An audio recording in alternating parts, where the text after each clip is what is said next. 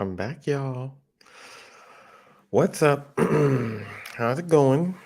Hoping everybody had a good week so far. Week's gone by a little bit quick for me. I'm not sure about everybody else, but it's already Thursday. Um, we are live. We are live.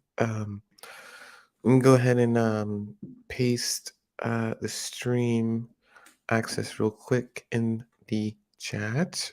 And I'm also going to display, uh, like earlier before I came on, I usually will, 30 minutes before, I'll like take my channel and I'll take my URLs and I'll, just paste it everywhere and be like, hey, there's 30 minutes and my show starts. Da, da, da, da.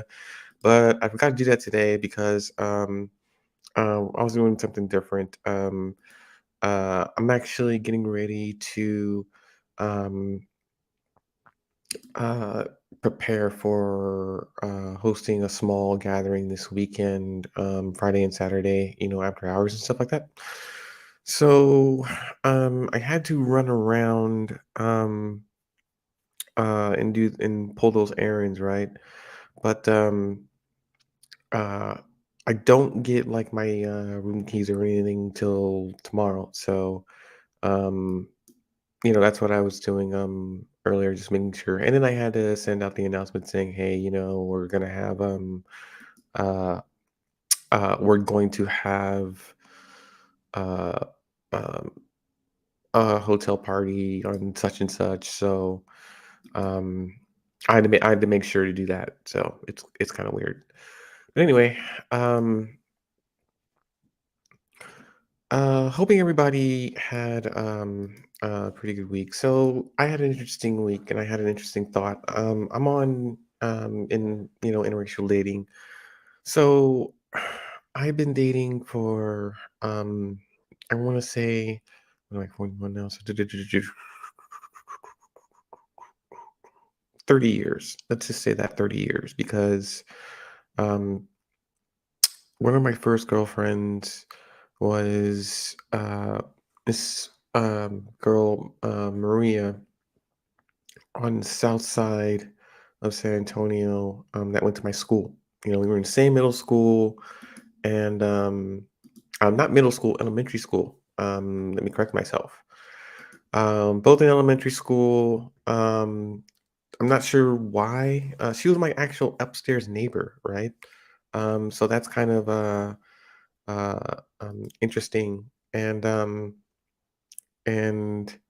what was interesting about it was the fact that she was the first real um, thicker girl that I knew, right? Like back then, like a lot of if you were kind of like at least a little bit overweight, you were called like fat and you were made fun of. And I mean, you really had it rough back then, if you were bigger, especially down south, down here in Texas. I mean, they lay into you like nobody's business. But I like this girl anyway. I mean, she was nice to me, and she looked like she wanted to be with me. So but back then, I mean, I'm like 10, 11 years old. I don't know anything about relationships and being a boyfriend. I mean, all I know is that she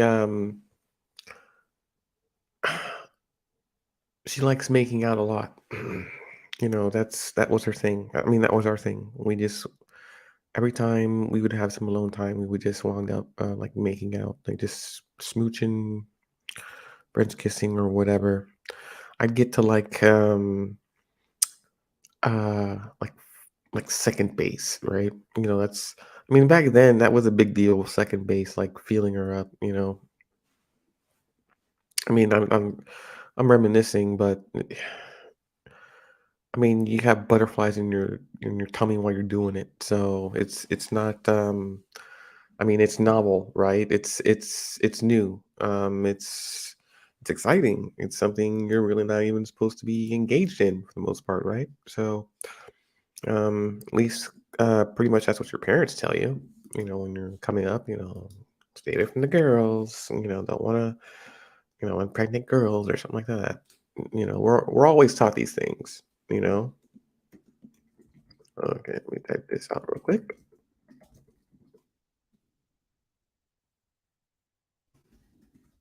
Mm, right, mm, three. Do, do, do, do, do, do, do. Yeah, sorry, I had to write a little post. Okay, but anyway, so one of my oldest, not oldest, but one of my best memories, right, as coming from that era was when I was dating this girl Maria. Um, she was my first pair of like like boobs for me. Like my first pair. I mean my very first pair in person, not a magazine, not on some grainy video VHS. Um Not on some comic or whatever, not on some newsstand or something, like, in person, in front of my face, like, they were, they had some curve to them, like, I wanna say, like, maybe a size B or I don't know, I'm not good with sizes, but if I wanna if I had to guess, I'd say probably like a B or something. But, she we were playing a game. We're so perverted little boys back then. We were playing a game, and the loser had to strip for the winner. So the stakes were, if she won, I'd have to, show her my package, of course, right? And if I won, she gets to take off her bra. So, obviously I won. So she didn't want to show me in my house, so we went upstairs to her place, and this was around Halloween time because I remember that week we were carving pumpkins together and stuff like that. So when we went upstairs, um, we went into her room and she turned on the radio and um, this song, I think Die Without You, is it Die Without You by PM Dawn? Anyway, really old school song, but that song came on the radio, and that's what she, decided to, like, dance to and kind of, like, striptease to and stuff like that. It was really, really, entertaining for, like, 11-year-old kid, you know? Uh, I mean, this was my first experience. I mean, as far as like a sexual experience, this was probably as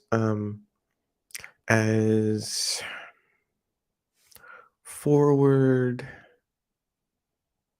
as far as I could get that a 10 or 11-year-old could get, right? Having a girlfriend, your girlfriend's a little bit developed. She shows you her goodies. Um, you show her yours. Just show and tell, as they say. I mean, we show each other our goods, but it's not like we can do much with it, right? I mean, at that age, I don't. I mean, for me, in my time anyway, I'm not sure how. I can't speak for everybody else. I mean, I don't know what everyone was doing was at 10 or 11 years old, but it was more, let's see each other rather than, let's see and touch, but that's about as far as we go. I mean, we'll kiss all day and night, the neck and the ear and but there was a real there was a hard line when it came to like, you know, dating, sex, and relationships. Like these things were clearly defined. Like you didn't really engage in heavy sexual behaviors at such a young age. But if you think about the adult content, the amount of adult content that's more readily available at such a younger age, then I mean, guess what these younger people are exposed to? So, they're gonna know a lot more about it. But in my generation, we are the generation that were um, that didn't have that kind of content available to us. So we were growing up all trying to figure it out the hard way. So now, I mean, now with everything being so readily available in your pocket, it's hard to have an imagination about anything, or to keep it in your head or to yourself. I mean, you post every other thought and you record every other moment. So, for example, but there is gonna come a time one day where I'm gonna want to unplug permanently. I'm gonna want to cancel all my social media, um, get off the grid, and terminate all of my accounts and virtually not be found. I guess it's a wild dream or something, but maybe I'm saying these things, and as I'm saying these things, I know how impractical that is for people to even wrap their mind around. You're gonna terminate all your accounts? Can you do that? Is it possible for you to do that? So, um, there are people out on, planet Earth that aren't plugged in, they're not, there are some tribes still out there that, live the way they live. They don't need internet for nothing. They don't need a credit card for anything or Amazon. But I don't know. But as far as the progression between relationships go, so I'll share a story, because I always share stories until we have other short stories to share. There's a younger female that I have been corresponding with, and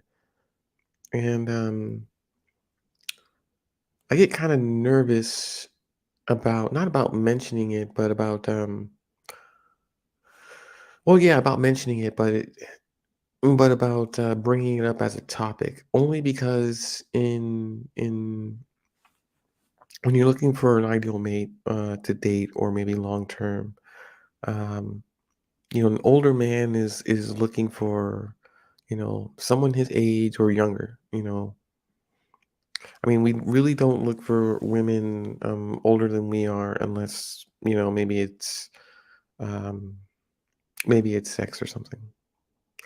Other than that, as far as dating goes, it's either our age or younger. The pool happens to be that much bigger, for I guess guys my age, but it's just so nerve wracking. It's just like you feel. I'm an older guy looking for a younger girl, talking to a younger, not a younger girl, a younger woman, talking to a younger woman, and you like feel like a dirty old man. It's just.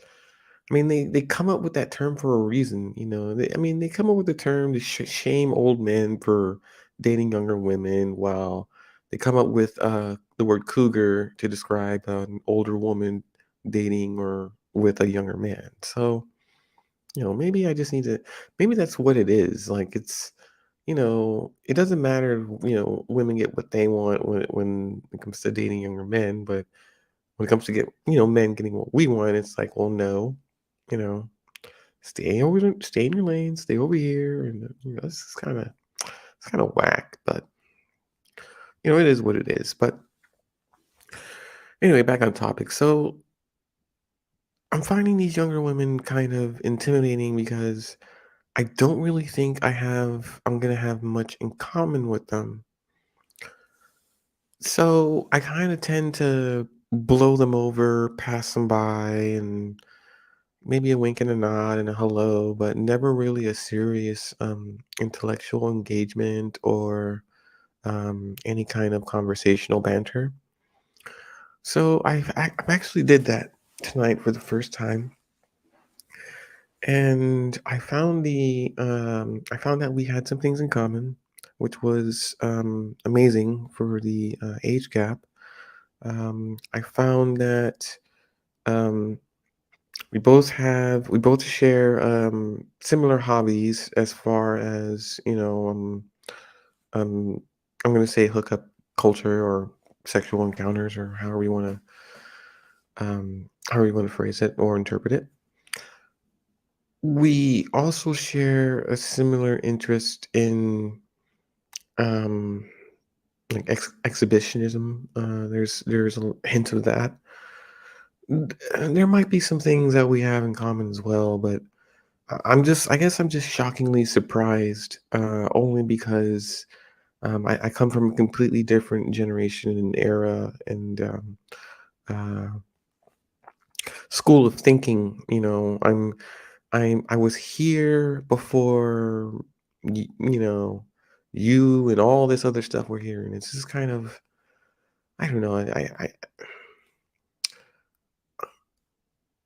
I feel some kind of way about it. Let's just put it like let's put it like that. I feel some kind of way about it, but I mean, it is what I mean. Yeah, I have to get over it. I am going to get over it. I mean, it's a responsibility that I get over it. Only because if younger women want to date older guys such as myself, I have to put myself out there and I have to make sure that I'm available. You know, you know what I mean? Man? Um, I also have to give them a shot. Um, I gotta pick one out, take him to dinner, maybe take him out, talk to him, get to know him, um, see where they are, where they want to go, what their goals are. But I mean, it's a process. It's a whole entire thing. But but it's also part of being a first of all, it's part of being a man. And second of all, it's just part of being an adult. I mean, you have to go through these things in order to um play the adult game. You need to find everyone out there needs to find a suitable mate or mates, plural. And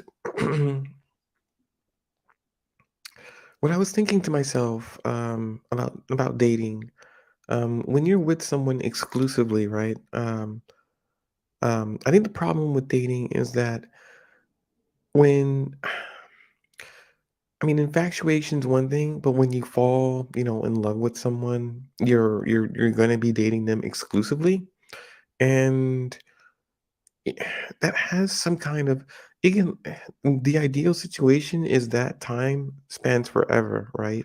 That feeling and that honeymoon period, but there's a time limit on that, and the discussion needs to be had before an exclusive relationship is had is about what happens after the honeymoon's over, what happens if we stop feeling this way about each other one way or the other.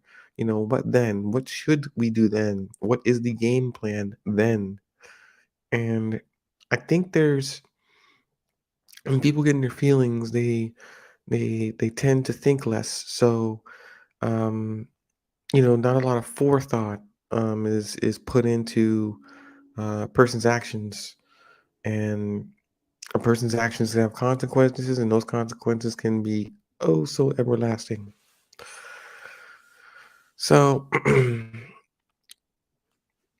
I don't know. Put a little forethought into what happens after you stop feeling the way you feel about your significant other, because there's there's a gap, and and there needs to be a plan to get from here to here without killing each other. You know. So um, yeah, it's interesting now. So hotel party this weekend, lifestyle club this weekend. Um, things are going pretty good this weekend. I mean, seems that way, right? I I mean, maybe you can't tell by looking at me. I'm not really one to be the one that's out there loud and proud, and I'm not the guy like in the sunroof or moon, whatever, with like the champagne bottle and like like no, don't even get me twisted. Um, I'm kind of the probably the dude with the glasses, probably still checking his email and making sure, I'm on call for work or something like that. At least that's how kind of I came up anyway. I came up being that guy. Now things are different. Now I'm starting to try and I'm starting to use my time a little bit more wisely to reflect on things that I've done, whether it be professionally, whether it be, well, whether it be uh, intimately, and then obviously sexually, and um, uh, even professionally sometimes. So there's lots of room for improvement, especially in past relationships. So in past relationships, there's always something about the other person that you may find either annoying or toxic. I think it's best to sometimes write them down, just so you can not so you can have a well, yes, you can have a thing to look out for in your next partner, but just if you start to see these things, just use these things as red flags rather than a stoplight, a red stop sign. I mean, a red flag is, I don't want to say a red flag. So I want to change the term. This is the software engineer in me talking. Okay. Okay. So red in software terms or in terms is to stop. And I don't want you to say that's a red flag because it means stop, right? I don't think a red flag is a red flag. I think a red flag should be a yellow flag. You see, because a yellow flag is a warning flag, and a warning flag um, says you need to pay attention to this. A warning says this could be dangerous and this could be hazardous to your health, versus a red flag that definitively says this is a hazard to your health. It's toxic, it's over, cut the check, I'm out, bounce, laters, deuce. I mean, there's a big difference. So, um, I mean, that's what I'm saying. Yellow flags. Now, yellow is, I think it's because one can simply, think, I think the word red flag is too easy to say. And yellow flag or warning flag or alert flag is something that's kind of not catchy and it's not cool and it's not hip or whatever you want to call it. But I think that's what I think that's what the issue is. I mean, I keep hitting this table. I think you need to just call it a a warning flag. We need to address these things as they are. I keep hitting this table today. You need to address these things as a warning flag rather than um a red flag. Red flags are completely different, and we just need to start using our language just a bit better. At least that's my opinion. But anyway,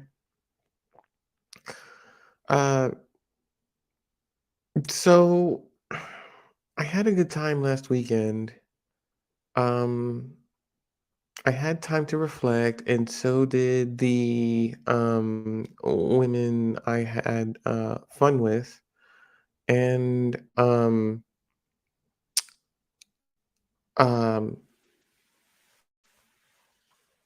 we're making plans, I think, to get into it again. So, I mean, that's always good news. I think getting, ye- I think getting some is good news, and I don't know what it is, but I feel like the only thing that isn't celebrated as a holiday is sex.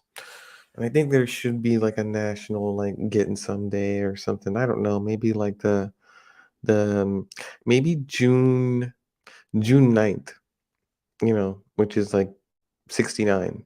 So, and on, any given year, June 9th is just get some day. Just orally pleasure your partner day, something like that, you know.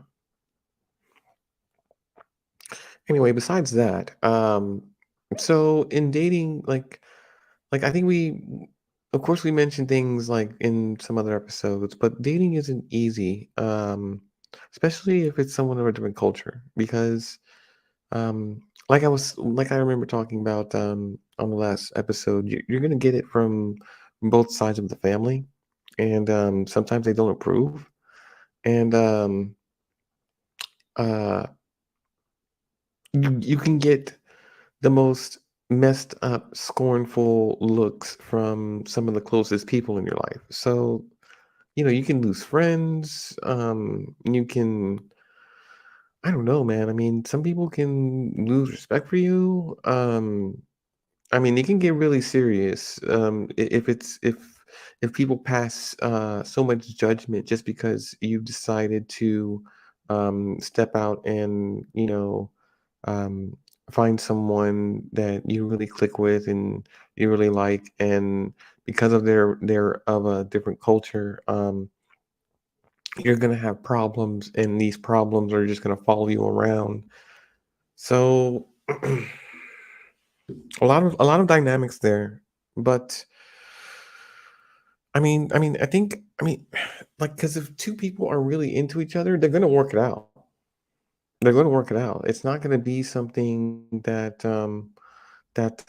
you're gonna be able to stop only because uh, you don't like the way that these two people how these two people look walking down the street. I mean, not that it's any of your business anyway, but people get a lot of static. They get static for um, uh, um, like if you're bringing someone of a different culture to their house of worship, that can be like that can be something, right? That can be you getting all weird looks, the side eye as you're walking through the pews. I mean, you've gotten that before. You've gotten the I've gotten the grocery store thing where we're walking down a grocery store aisle, and there are people who are looking at products or reading products, and they see you out of the corner of their eye, but it's like a scowl, like, I find you both repulsive and disgusting as I'm reading this label, which I'm really not, but I'm just faking it. Um, you get y- you don't get bewilderment like, oh my god, how did you two meet? But you get people who just like shake their head as they're walking by you, like, sometimes people react, and when they react, they can't help themselves but react to naturally something that repulses them. So if they don't like what they're seeing, like two people or two couples, like a couple of people walking down the street holding hands, people really get in their fucking feelings. They get in their feels about that shit. So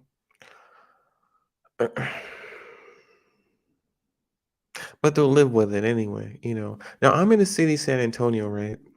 We're in a very conservative city. It's always been conservative as long as I've been here, right? And it's never really, I mean, we've had like a liberal mayor and, Democratic mayor, but it's always been like a conservative city overall. Austin is more liberal than anybody. I mean, it's our version of California. And as such, there's diversity there.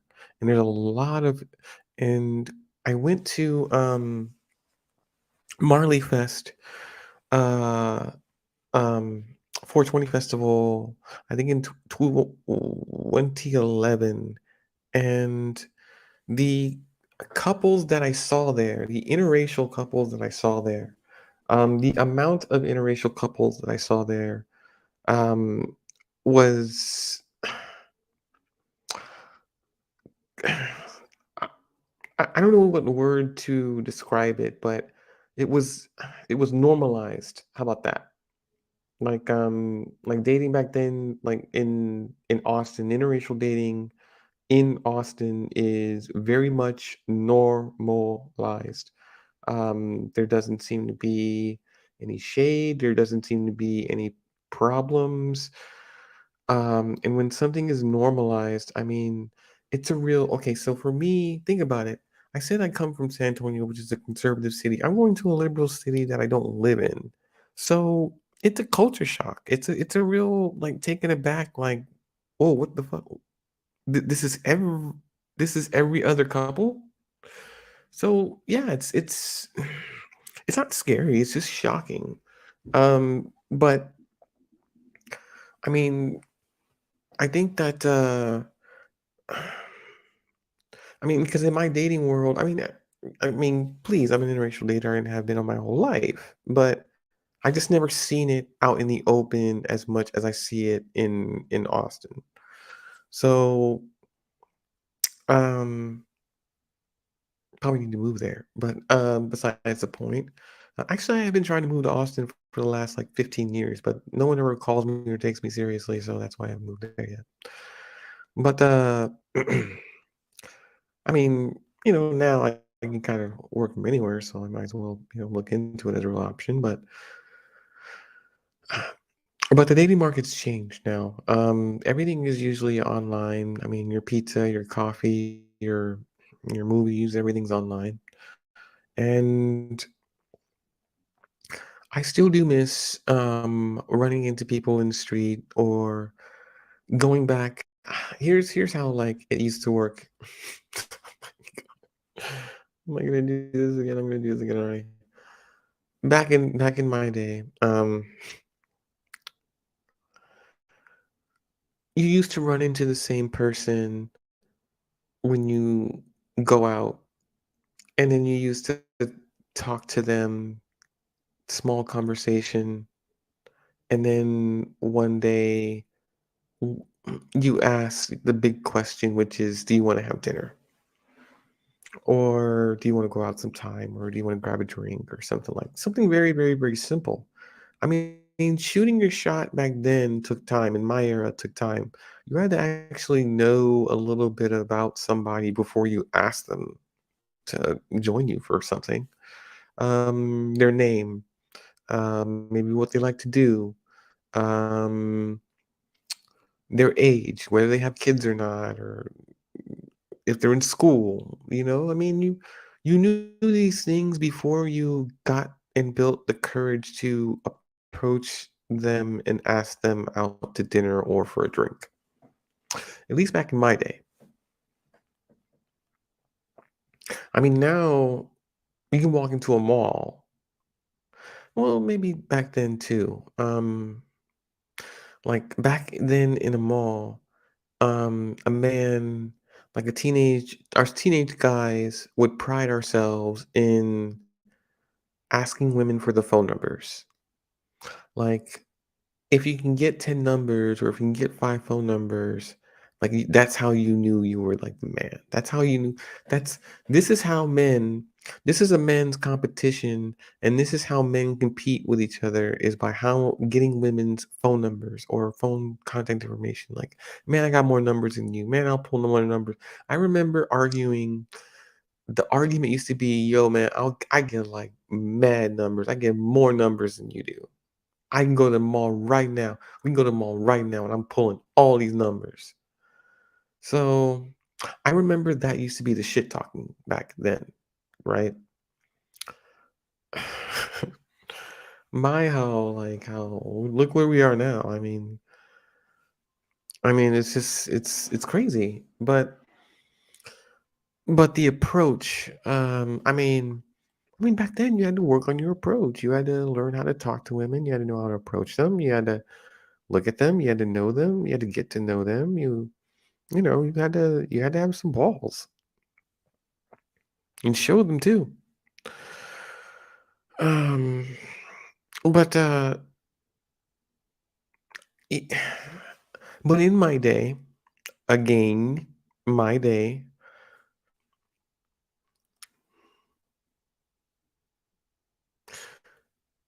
you know what you can do in my day? When you went to the mall, which is America's kind of social economic mixture, meet and greet maybe,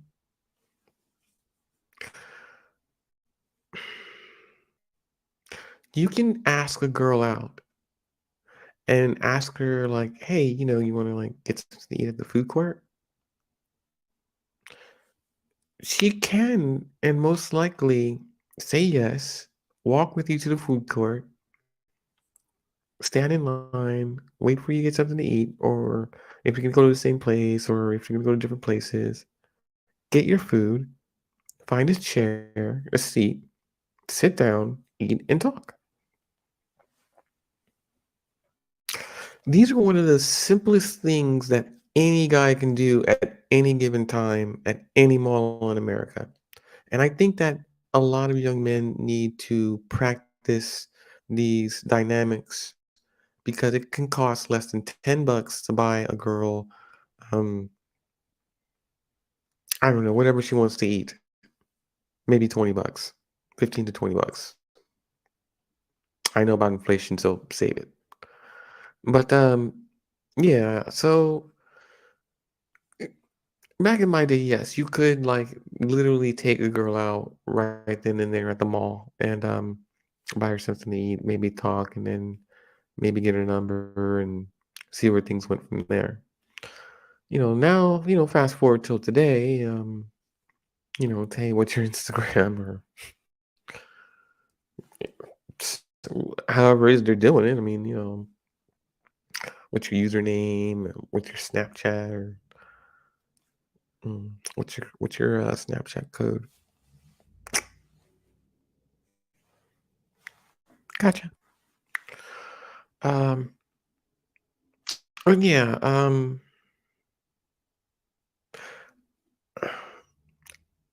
one of the questions I wanted to ask, and it would be nice for me, not me, but it would be nice to ask the question of our younger generations, our 30-year-olds, our 20-year-olds, and maybe our 18-year-olds or something.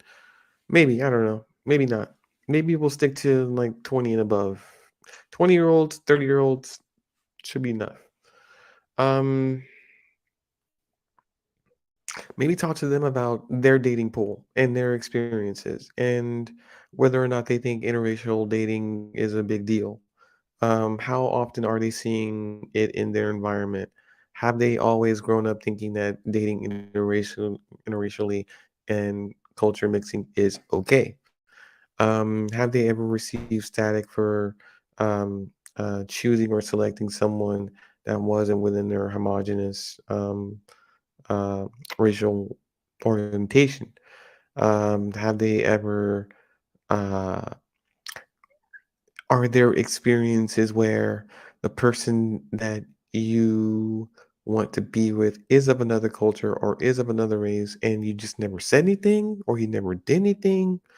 And you maybe later on in life wanted to say something or wanted to at least express a thought? So these are the different things I want to kind of dig into. I say I want to dig into a lot of things, but I do. So, and the reason I keep saying well, the things that I want to dig into is because I usually will play back my podcasts and I'll write down notes of what I said I want to get into. And that way, later on, when I have more nuanced episodes with, guest panels or people maybe here in the room with me, I can kind of go back over like the subject matters and find out and do deep dives and things like that. So yeah, but besides that, there are some interesting, happenings uh, uh, throughout the country. I'm figuring out that there are a lot more mixed couples than previously reported. I think that interracial dating is one of those things that are not supposed to be happening, but it is. And is an exclusive taboo on the subject.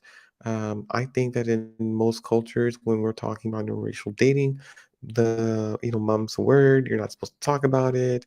It's supposed to be this bad, ugly, horrible thing. Stick to homogenous dating. We're going to talk about homogenous marriages and relationships. We're not going to talk about interracial dating or relationships. So I think it's like kind of a fear of learning something new, learning about someone else that's new, or hearing about how great someone else is compared to your normal homogenous relationship. There isn't supposed to be any real temptation or advertisement. So there's a whole bunch of like I'm sure kind of rigid rules around who can discuss what and when and in what context. But in interracial dating, I really think that happens more common than not, and but it's just not discussed. And it's not discussed because, um, I mean, do believe it is a learning process, but it is not an easy topic to discuss. I mean, two completely different people, uh, whether engaging in sex or foreplay, or now I hear this term called race play, which is interesting.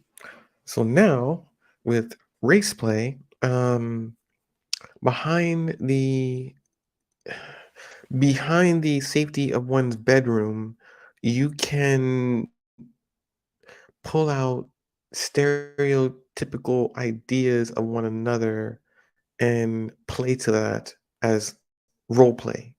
So, I mean, I guess, hey, if it gets you guys off, I mean, but it's interesting because I've never heard of this before.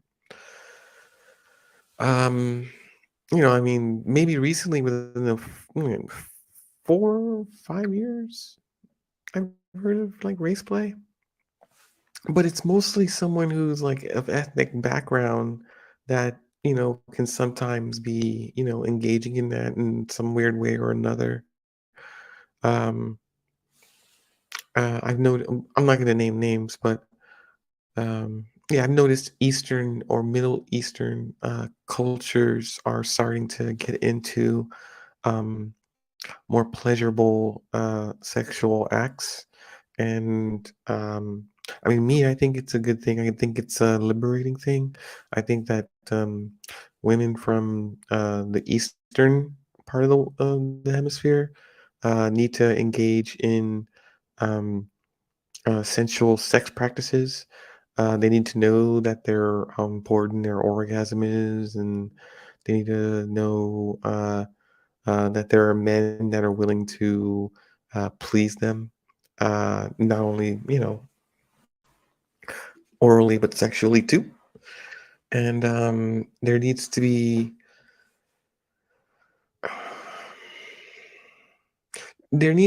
a cultural referendum and shift in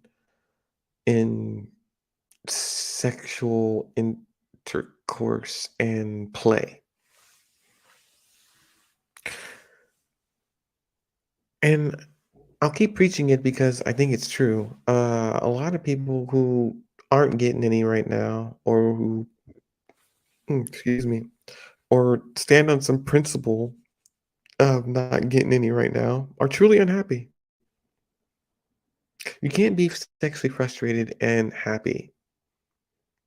You can be sexually frustrated and a liar. You can do that because after you've had sex and after you've climaxed, You are no longer a sad person. You are not. You are not a sad person after you just finish climaxing. You're just not. If that means, I mean, I do it's not that I do think that you are happy too. I think you're happy. Even though the feeling the word the title of it is called satisfied. You're satisfied, right? But I think in the moment when you're coming down and it's just you're shivering and you're trying to compose yourself, I think that's a feeling of happiness. It's like right now, everything is perfect. Of course, that feeling doesn't last forever, but I do think it needs to last more often. It needs to be more often in your life. People on my highway. Yeah, I'll have to get the whole foam set up here sooner or later. But yeah, you can get oh, God, I lost my place. Mm, I wish I had a little rewind button. I can go back and just remember my train of thought. Anywho, let me just continue. But I believe it was thinking about race play, talking about feeling satisfied. You can feel satisfied after having sex, but I do believe that the feeling that you have needs to happen more often. I would propose that people need to engage in foreplay at least 30, 20 to 30% more. I would say that foreplay needs to be, I think it's severely underrated, by the way. I think foreplay is severely underrated. I don't think it's done enough. I don't think it's appreciated enough. I don't think people engage in it sometimes the right way. I don't think that us men um, really take the time to arouse a woman. I think the term arouse uh, really needs to be. Uh, mm, you know what arousal means to me? Everyone's seen this like clip of a flower that's opening, whatever, a rose or something. That to me is a woman's arousal. She's opening up. She's a tight rose, but it's time and it's delicacy and it's the right amount of getting wet and it just opens her up. So yeah, arousal. So women arouse us men. I mean, they just do. They do. They don't have to do much either. They can just sit there and look good, and that does it enough for us. But if you think about the oral sex that, we demand or ask women to do, I mean, some of it is just frightening and horrendous, right? Now, I'm not talking about the women who are into it or into the hardcore and this and that. I'm not talking about you women at all. But I am talking about women in general who would much rather reserve the hardcore stuff for special people that they vibe with rather than just giving away hardcore to every single man. Um, I think everyone operates that way. I think that if I come in and operate in one way, she's going to operate in a completely different way, especially if I'm a new, man, her. So, yeah, I believe those dynamics are at play. Um, but but when it comes to dating and relationships, um, uh, I mean, falling in love is easy, but getting along, talking, working through problems, um, putting up with other people's bullshit, there's that too. There is your friends and family that'll try and tell you, break you apart, and say other person's no good and you should leave them, and they have no idea what they're talking about, right? But they just know what they see, and what they see they don't like. So, I mean, you have to be wary of that too, right? But genuinely, if you are two people who uh, genuinely, love one another, you'll have to you have to make sure that this love is the foundation of your relationship, and it's not based on like good sex or money, because those things change over time. You know, people mature into people mature physically, mentally, and emotionally every single day.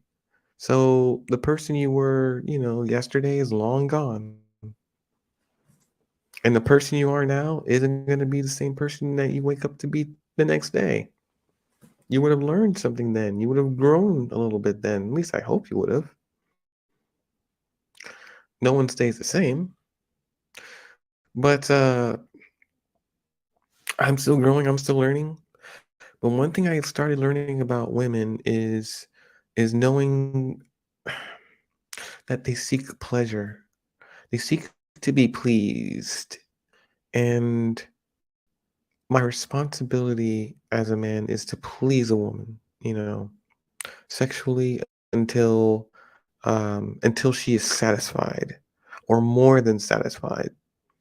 Um, I wrote, I think I mentioned I was on FetLife, but I wrote a post explaining why men like myself and other men are going to start eating a lot more pussy.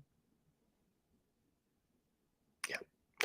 And I mean, it's not just we have these reasons and we wish to please you women.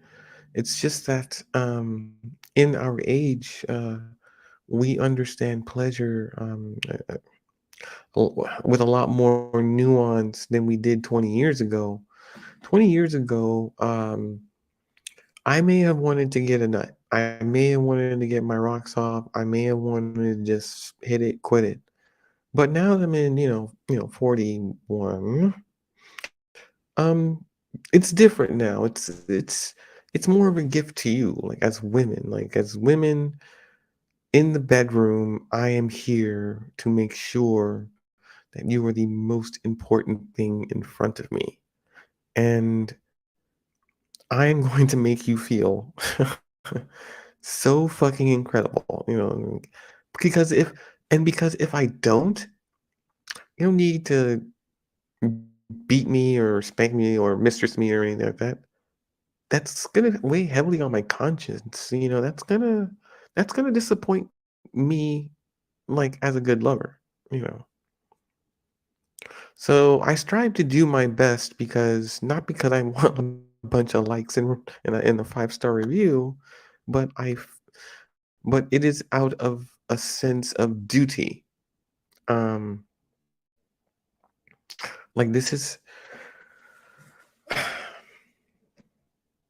if women have to dress up and they have to put on makeup and they have to make sure their hair is done and they got to put on the right jeans and they have to do all these things just to believe that they're um, that much more confident when they step out into the world. um, that's them being a woman. Us as men, when we wake up, we have to make sure we're decent looking before we step out into the world.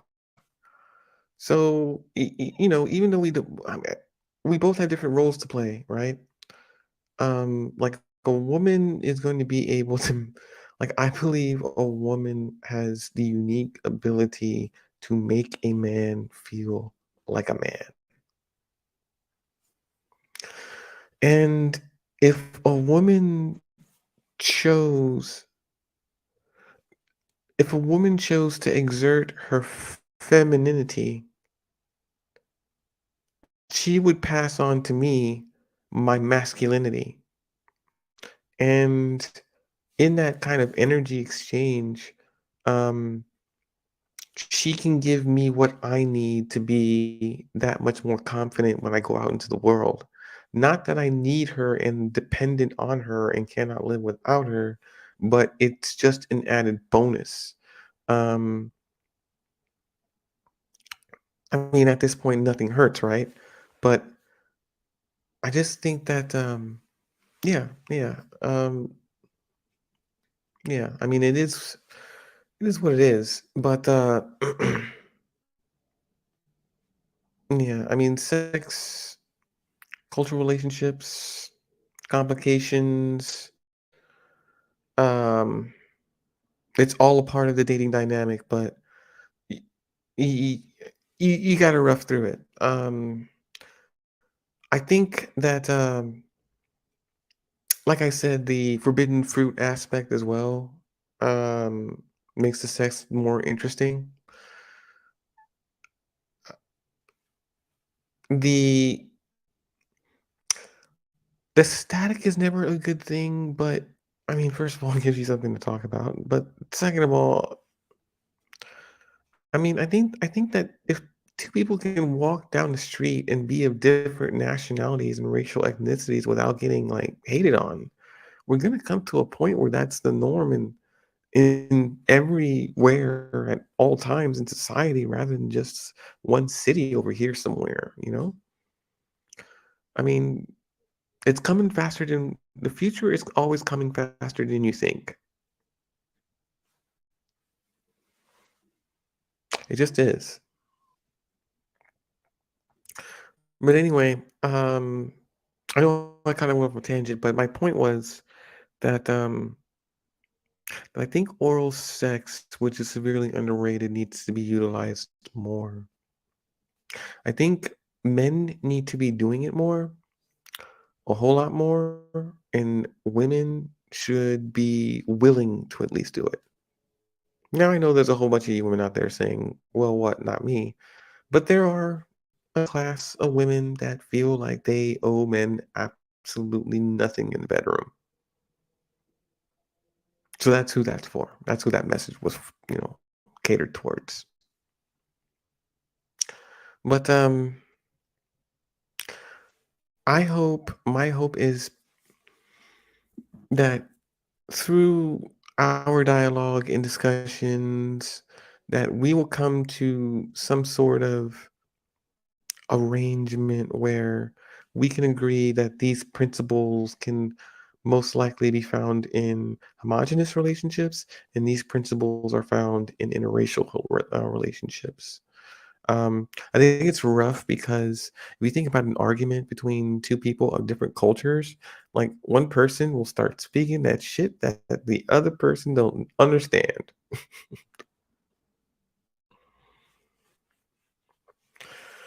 Yeah, yeah, I kind of miss that. Now, like I said, I'm in San Antonio, but I should learn Spanish by now. I mean, I know some of the generic words and phrases, and maybe I know how to say a sentence, but I should really just be like just fluent by now. I mean, by now, but I mean, so one of my uh, women friends used to love to like talk to me in Spanish and like kind of curse me out in Spanish. I'm like, you do know I'm black, don't you? I don't understand what you be saying. So, it was a thing, but I remember I was like,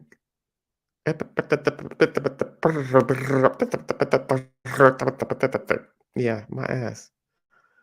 And she's like, it was funny. Her reaction was just too funny. I'm like, I don't speak all that.